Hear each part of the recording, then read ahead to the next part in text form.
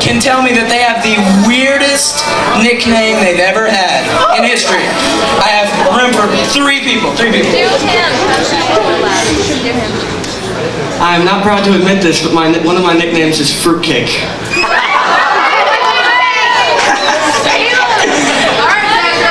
Chicken Doodle?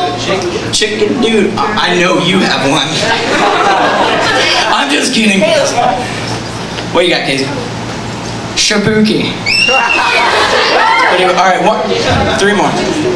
Donut? Donut. I don't even like donuts. Gingerbread man.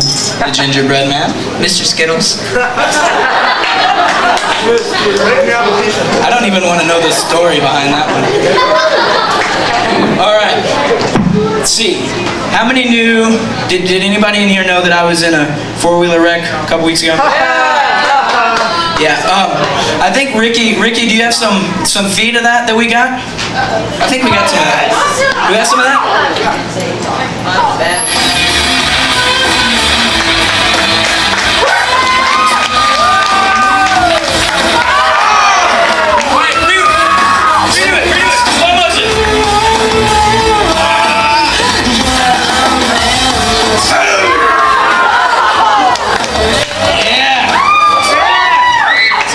Alright, I got another question. Who actually believes that that was me? Shut up. Sitting there. Alright. Well, watch it. I fell into a little trap that everybody likes to call peer pressure. I got betted. Is betted a word? Yeah. Betted to make that jump. And anyway, I was in the hospital that night, and I got a call from Doug. Anyway, he was like, I was like, hey dude, what's going on? He was like, not much. He said, what are you doing? I said, I just got out of a CAT scan, isn't that cool? He's like, yeah, hey, you're preaching in 2 weeks, isn't that cool? I was like, sure. Anyway, I fell into the peer pressure, as many of you know, maybe some of you know Daniel. Daniel fell into some peer pressure. Daniel and some of his friends, Shadrach, Meshach, and Abednego. Woo! Yeah! Woo! VeggieTale fans? Rack, Shack, and Benny. Yeah. All right. First off, let's take a look at Daniel. I really like Daniel, and of course I lose my page. First Daniel 3 and 4. Oh, you hate this. All right. Oh, it's on. Oh, it is on the screen.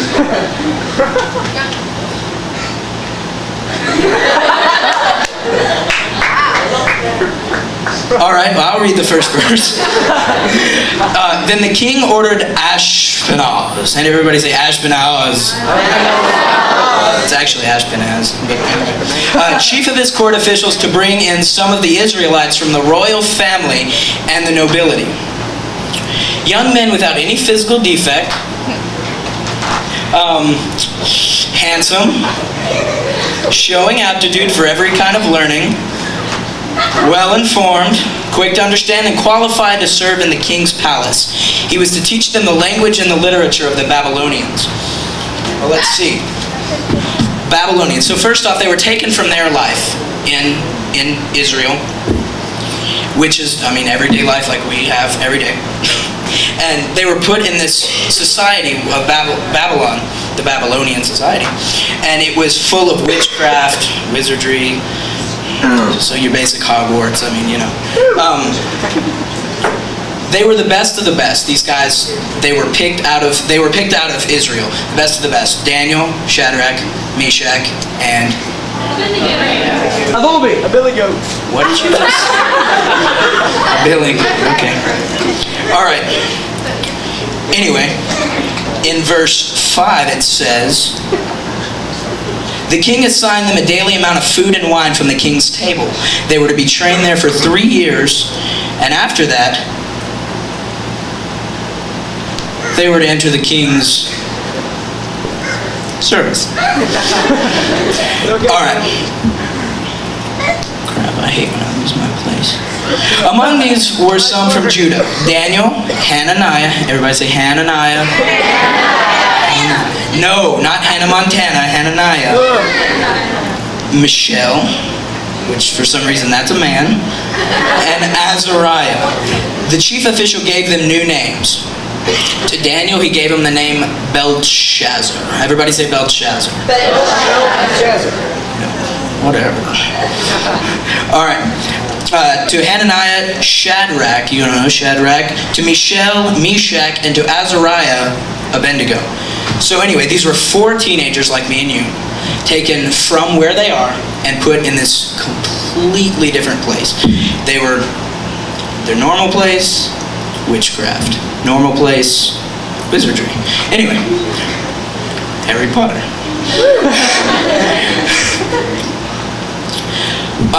Let's see. Another verse, the next verse is, but Daniel resolved not to defile himself with the food and wine, and he asked the chief official for permission not to defile himself this way. Which means, defile, I'll go back, defile is, some of you might know it, some of you might not. Defile means to make dirty, unclean, or foul. So it's just the worst of the worst, for the best of the best. But, Daniel had resolved not to defile himself with the royal food and wine, and he had asked the chief official for permission not to defile himself this way. Now God had a cause for the official to show favor and sympathy to Daniel.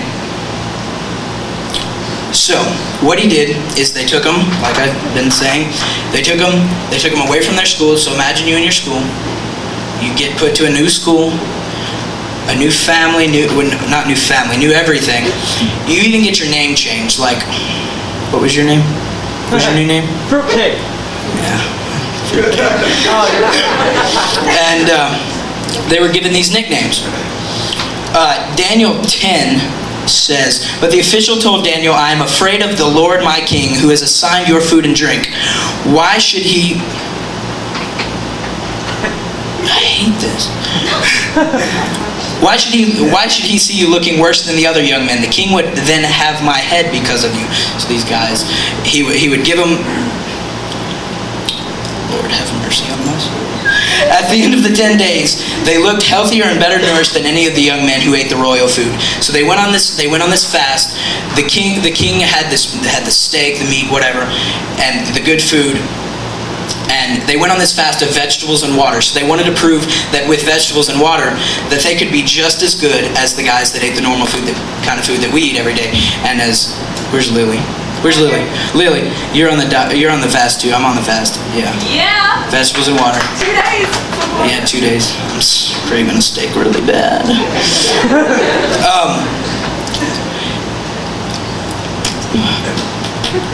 At the end of the 10 days, they looked healthy. I already read that. To these 4 young men, God gave knowledge and understanding of all kinds, literature and learning, and Daniel could understand visions and dreams of all kinds. At the end of the time set by the king to bring them in, the chief presented them to Nebuchadnezzar. The king talked to them, and he found that none equal to Daniel, Hananiah, and Mishael, and Azariah. So they entered the king's service in every matter of wisdom and understanding about which the king questioned them. So they had gone on this fast, the 10 days was over, and they were better off than any of the other ones. It was book smarts. They weren't as strong physically. They looked as strong physically, but they weren't as strong physically, but they were stronger mentally.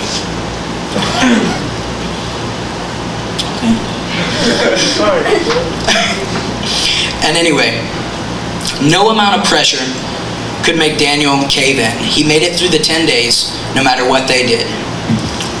Daniel took his commitment to keep himself pure seriously, no matter what kind of pressure could make him cave in. Are we committed to anything that strongly? What have you done to honor God with the body He's given you?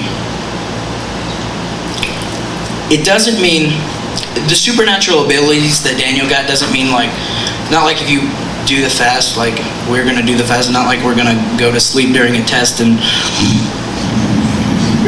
the answer is number 10. Anyway, it's not going to be like that. I know that sounds bad that I'm telling you it's not as good as it sounds, but it's not sometimes. And Daniel remained there until the first king of Cyrus, showing character in tough time. Daniel's story is one of the biggest advertisements for the value of character. Think about it. Daniel was living under the worst of conditions.